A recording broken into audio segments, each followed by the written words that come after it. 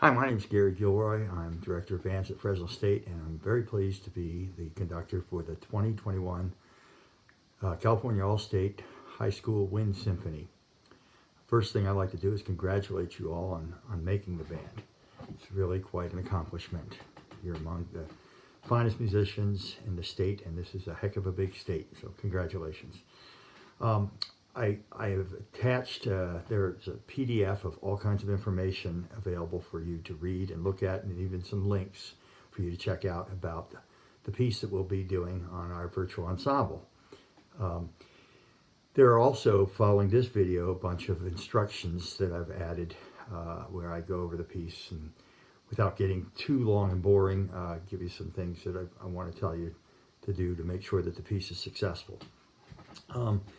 Lastly, I just want to congratulate you again on making the band, and I want to applaud you on not giving up with this crazy pandemic that we're in the midst of right now. It would be real easy to just say, well, I'm not going to do it. It's not going to be any fun. It's going to be online and blah, blah, blah, blah. But you didn't do that, and you're in the All-State as a result. And I hope that you have a great experience. I know we all wish we could be together, but this is the way it is this year, and this is what we got to do. And as they say, this too shall pass, and looking forward to when it does pass and we can all be back together again. So thank you for applying, and congratulations again on making the band. Looking forward to working with you.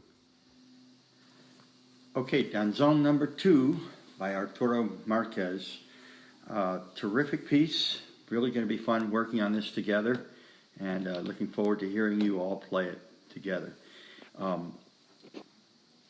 Before you do anything, grab a pencil and your music so that as you go through this little video, you can make appropriate markings in the part.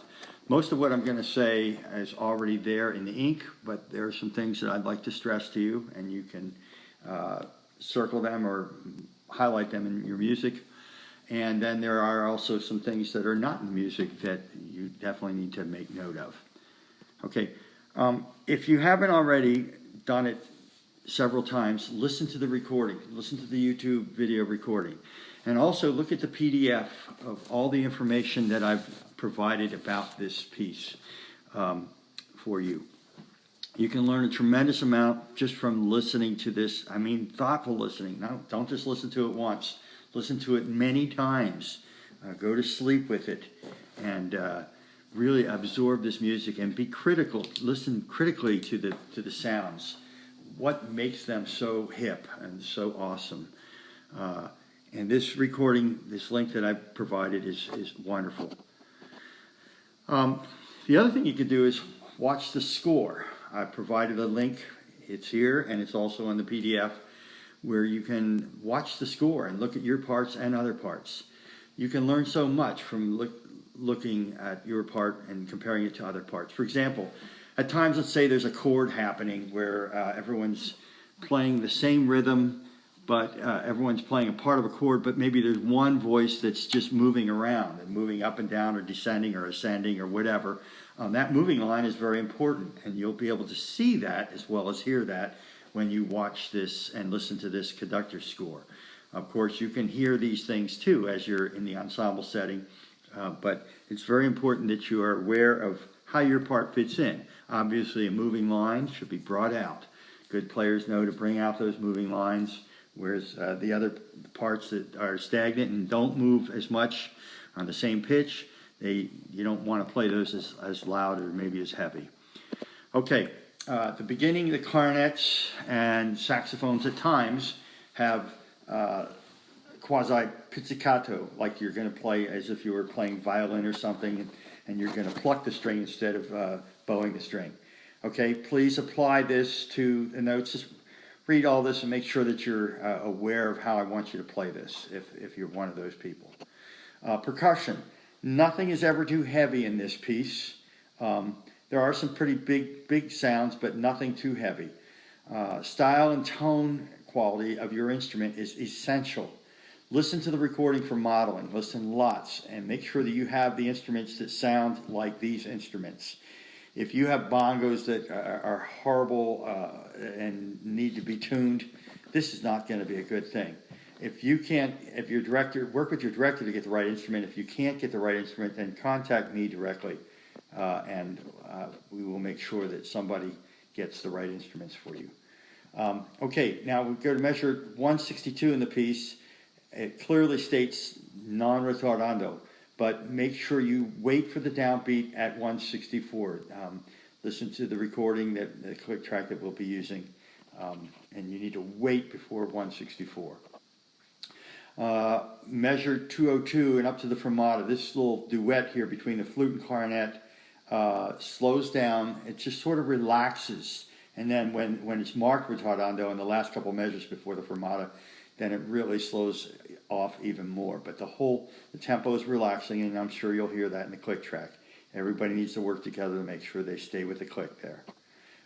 Measure 220. These accents should really have some bite. I remember when this piece first came out, I was at the International Midwest Band and Orchestra Clinic in Chicago, and there was a band from Spain, an adult band from Spain. And I remember when they got to this part of the piece, you could just hear their attitude. You could almost hear them speaking a different language on the stage, the way they played this, the style of it really had some bite and attitude to it. So definitely want these. The upbeat accents are really cool here, and hopefully you'll all approach those the same way and play those with a lot of attitude. Okay, the 7/8 meters, this is just a housekeeping thing. You just definitely want to make sure that you're doing those 3 + 2 + 2. Chaka chaka chaka cha, right? That's what happens, right? Except it's slower than that. Okay, going on. Subito piano. I probably don't need to tell you this, but I'm just going to point it out anyway. At measure 237. Measure 249. It shouldn't sound rushed here, but at the same time, it sure shouldn't be held back. It should just lean forward just a little bit. So be very careful. I think that's the trumpets, cornets, whatever, right there. Okay.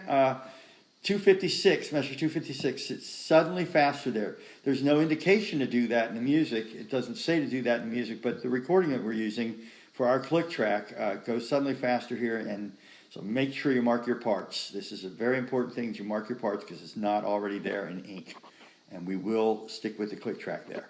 Measure 272, again, it gets softer there suddenly. Reeds at measure 300, check this now. This is not a mistake. It's a measure of slurred playing followed by a measure of tongued playing. And be careful when you tongue. My experience when I've done this piece in the past is that when we get to the tongue part, it sounds real choppy and real heavy. We don't want that at all. Another subito pianissimo to grow to the end here with this final little vamp that goes over and over until we end. Anyway, this is going to be a lot of fun working this piece, and I look forward to putting it all together. I can't wait to hear you play it. Good luck.